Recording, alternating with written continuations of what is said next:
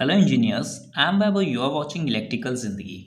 दोस्तों, आप लोगों के माइंड में कई बार ये क्वेश्चन आता होगा कि क्या हम अपने इलेक्ट्रिसिटी बिल को कम कर सकते हैं। अगर मैं आपको आंसर में रिप्लाई में दूं कि हाँ, हम अपने इलेक्ट्रिसिटी बिल को कम कर सकते हैं, तो आप मुझसे क्वेश्चन पूछेंगे कि किस तरीके से, और ऐसा तरीका बताइएगा जो कि जेन्युइन तरीका हो, जिससे हमारा डिस्काउंट हम पे कोई भी ऐसी पेनाल्टी ना लगाए जो कि अनवांटेड हो। तो आज की इस वीडियो पे हम लोग बात करने वाले हैं कुछ ऐसे जेन्युइन तरीकों के बारे में जिसके थ्रू हम लोग ये समझेंगे कि हम अपने घर के इलेक्ट्रिसिटी बिल को किस तरीके से कम कर सकते हैं। तो वीडियो पूरी देखिएगा और अपने दोस्तों और कलीग्स के साथ में भी इसे शेयर करिएगा और अपने रिलेटिव्स के साथ में भी शेयर करिएगा ताकि उनको भी फायदा हो सके। तो चलिएगा, वीडियो में हम लोग बात कर लेते हैं। देखिए, सबसे पहले तो मैं आपके साथ में एक पॉइंट डिस्कशन करना चाहूँगा। एमडी आप अपने घर की कम ही रखें। जितना आपने अपने डिस्काउंट से एमडी की डिमांड की हुई है उसको आप कम रखें। अब आप मुझसे क्वेश्चन पूछेंगे कि एमडी क्या होता है, तो इसका फुल फॉर्म होता है मैक्सिमम डिमांड। मींस यहाँ पे मैं समझा देता हूँ। हालांकि एमडी के ऊपर मैंने एक डेडिकेटेड वीडियो बनाया हुआ है, उसे आप मेरे चैनल पर जाके देख सकते हैं। अदरवाइज आपको मैं एमडी के ऊपर जो मैंने वीडियो बनाया हुआ है उसे डिस्क्रिप्शन में दे दूंगा। वहाँ पर मैंने सभी चीज़ें एमडी के बारे में बताया हुआ है कि क्या होता है, कैसे हम लोग चेक करते हैं अपने बिजली के बिल पे देख करके, और कैसे हम लोग चेक करते हैं मीटर पे देख करके। उन सभी पे मैंने वीडियो बनाया हुआ है, तो आप उसे जरूर से जरूर देख लीजिएगा। बाकी यहाँ पे एक छोटा सा मैं ओवरव्यू दे देता हूँ। देखिए, एमडी का मतलब होता है मैक्सिमम डिमांड। अगर आप जब कनेक्शन लेने जाते हैं तो वहाँ पे कनेक्शन लेते टाइम आप अपने लेटर पे लिखते हैं कि मेरे घर पे इतने इलेक्ट्रिकल इक्विपमेंट्स हैं और मुझे 2 किलोवाट मतलब कि एक टाइम पे 2000 वाट, अगर मैं इसे किलोवाट को कन्वर्ट करूँ तो 2000 वाट की ज़रूरत है। ठीक है, मीन्स अगर आपका यहाँ पे टाइम हो रहा है 6 बजे हुए हैं तो आप 6 बजे सिर्फ 2000 वाट का ही यूज़ कर सकते हैं अपने घर पे। अगर आप इससे ज़्यादा मतलब कि 2000 वाट से ज़्यादा मतलब कि 2500 वाट का यूज़ अपने घर पे करते हैं तो डिस्कॉम आप पे एक पेनाल्टी लगाता है, जिसे हम लोग एमडी पेनाल्टी कहते हैं। ठीक है, अब ये अगर आपका जो 2000 से ज़्यादा आपने वाट का यूज़ किया, अगर ये 250 वाट हो जाता है या फिर 2500 वाट हो जाता है, ऐसे में डिस्कॉम आप पे पेनाल्टी लगाता है। अगर ये 2100 भी हो जाएगा या फिर 2100 भी हो जाएगा तो भी आपका जो डिस्काउंट होगा वो आप पे ये पेनाल्टी लगाएगा। ठीक है, अगर आपका ये जो मैक्सिमम डिमांड होता है ये आधे घंटे से ज़्यादा आप यूज़ कर लेते हैं तो ही ये आप पे पेनाल्टी डिस्काउंट लगाता है। ठीक है, तो आपको ये पहला तो इंश्योर करना है कि कहीं आपके घर का एमडी तो नहीं बढ़ा हुआ है। अगर आपके घर का एमडी बढ़ा हुआ है तो आप तुरंत जाइएगा अपने डिस्काउंट पे, जहाँ से आपने कनेक्शन लिया हुआ है, आप वहाँ पर जा करके अपने एमडी को बढ़वा लीजिएगा। उसका थोड़ा बहुत चार्ज लगेगा, फिर आपका चार्ज नहीं आपको पे करना होगा। ठीक है, सबसे पहली बात तो अगर आपके घर का बिजली का बिल ज़्यादा आ रहा है तो सबसे पहले आप चेक करेंगे कि कहीं आपके घर का मैक्सिमम डिमांड तो नहीं बढ़ गया है। अगर आपका मैक्सिमम डिमांड अंडर होता है तो आप चेक करेंगे कि आपके घर का पावर फैक्टर तो नहीं कम हो गया है। देखिए, पावर फैक्टर क्या होता है कि अगर आप अपने घर पे ऐसे इक्विपमेंट्स यूज़ करते हैं जैसे कि मोटर हो गया, फ़ैन हो गया, ये सब इक्विपमेंट्स जो हैं वो ज़्यादा आप यूज़ कर रहे हैं तो ऐसे कंडीशन पर आपके घर का पावर फैक्टर कम हो जाता है। अब पावर फैक्टर कम होने पर क्या होता है कि आपके ऊपर डिस्कॉम एक तरीके का चार्ज लगाता है। देखिए, पावर फैक्टर को अगर आप देखना चाहते हैं कि आपके घर का पावर फैक्टर कैसा है, सही है कि नहीं सही है, तो इसको मेज़र करने के लिए एक तरीका होता है। यहाँ पे आपका पावर फैक्टर यूनिटी टू 1 होना चाहिए, मतलब कि लगभग 1 होना चाहिए। यहाँ पे अगर आप अपने घर की बात करते हैं तो आपका पावर फैक्टर 0.8 से लेकर के 0.9 तक की वेरी कर सकता है। अगर आपका पावर फैक्टर इन दोनों के बीच में है तो आप निश्चिंत हो जाइए, आपके ऊपर कोई भी डिस्काउंट पेनाल्टी नहीं लगाने वाला है। अगर आपका पावर फैक्टर 0.7, 0.6 या फिर 0.5 तक जा रहा है तो ऐसी कंडीशन पे आपको अपने घर के पावर फैक्टर को इम्प्रूव करने की ज़रूरत पड़ जाती है। ठीक है, अब आप किस तरीके से चेक करेंगे, आपने अपने एनर्जी मीटर पे, जो आपके घर के नीचे एनर्जी मीटर लगा होता है, उस पर आप जाकर देखेंगे तो एक यहाँ पे डिस्प्ले होती है जो कि डिजिटल डिस्प्ले होती है, और इसी के नीचे एक पास में एक बटन लगा होता है।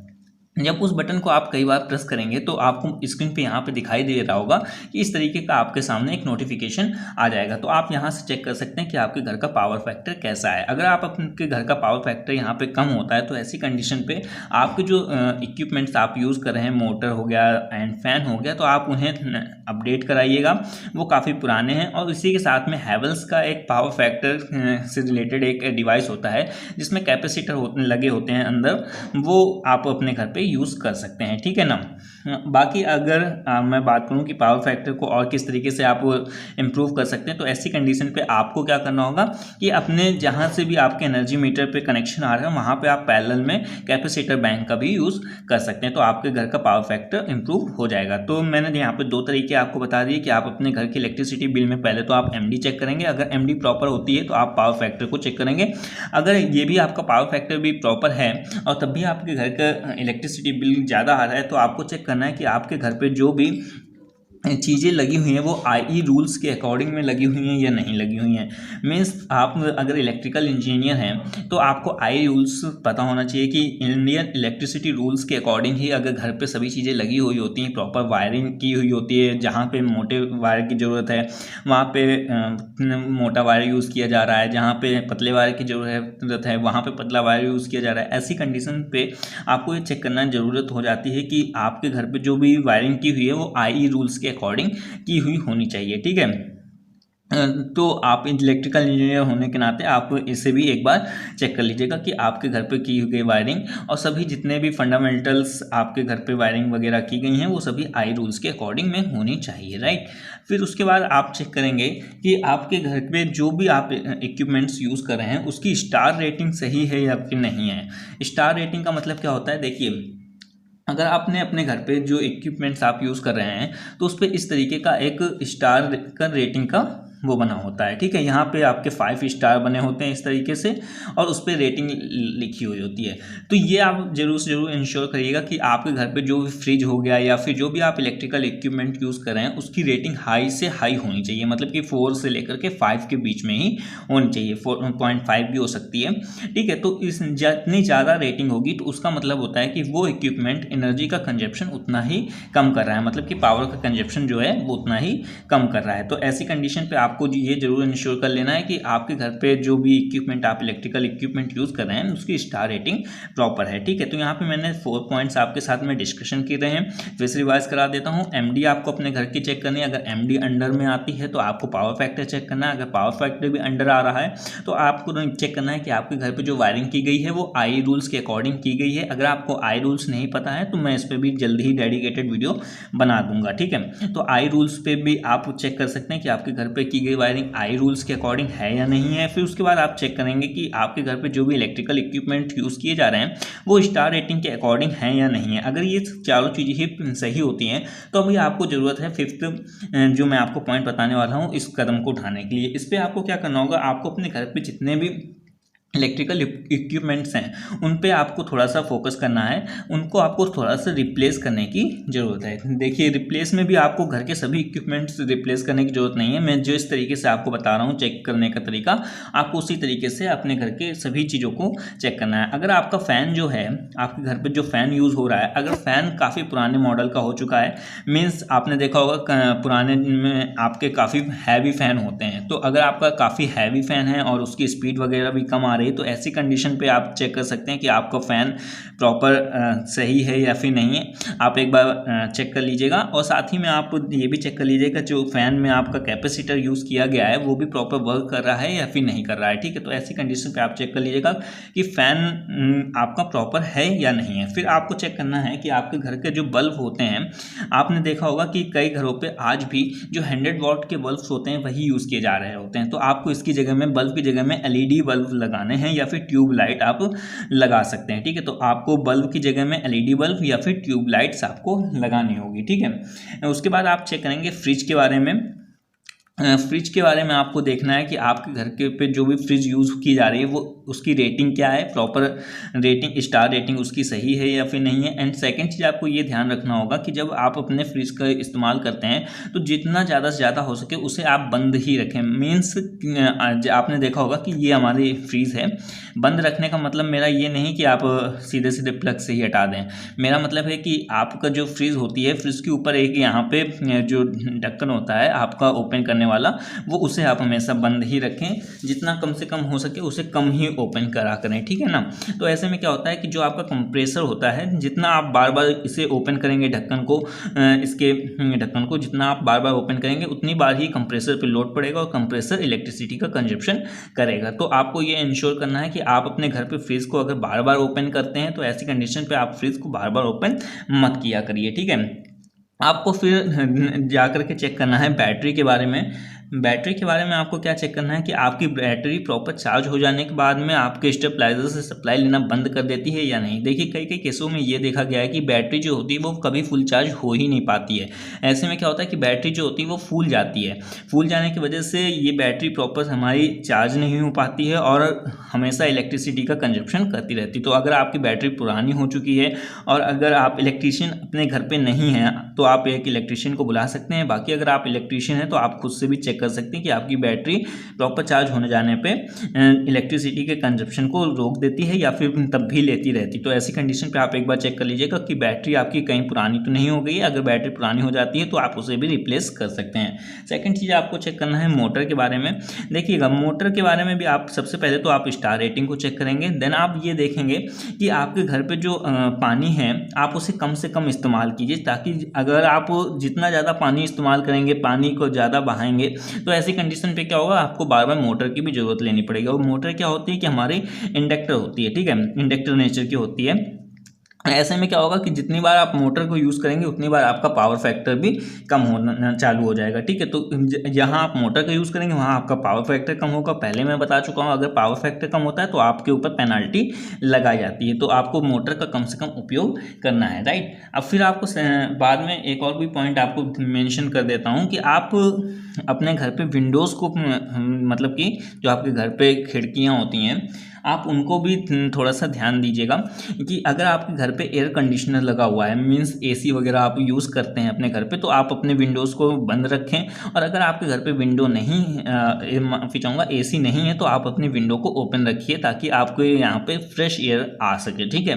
तो ऐसी कंडीशन पर आप ये भी मैंशन कर सकते हैं कि आप अपने घर की विंडो को ओपन रखें अगर एयर कंडीशनर नहीं आपके घर पर है, और अगर एयर कंडीशनर है तो आप अपनी विंडो को बंद ही रखें, ठीक है। और सेकंड मैं आपको बताता हूँ वॉशिंग मशीन के बारे में। वॉशिंग मशीन के बारे में आपको ये ध्यान रखना है कि अगर आपके घर पे वॉशिंग मशीन है तो आप एक साथ कपड़े धोने का सोचें। मतलब कि अगर आपके पास दिन भर में 2-4 कपड़े निकल के आते हैं तो ऐसा मत करिएगा। ऐसे में क्या होगा कि पानी का भी वेस्टेज होगा और साथ ही में आपका इलेक्ट्रिसिटी बिल भी ज़्यादा आएगा। आपको 2-4 कपड़े धुलने के लिए वॉशिंग मशीन को चालू करना होगा, ऑपरेट करना होगा, पानी आपको भरना पड़ेगा और सभी काम करने होंगे। तो ऐसे में आप ये इंश्योर करें कि आप वॉशिंग मशीन का कम से कम इस्तेमाल करें। जब आपके पास काफ़ी सारे कपड़े इकट्ठे हो जाएं तभी आप वॉशिंग मशीन का इस्तेमाल करें, right. And next and last मैं रिप्लेसमेंट के उस पर एक चीज़ को मेंशन करना चाहूँगा।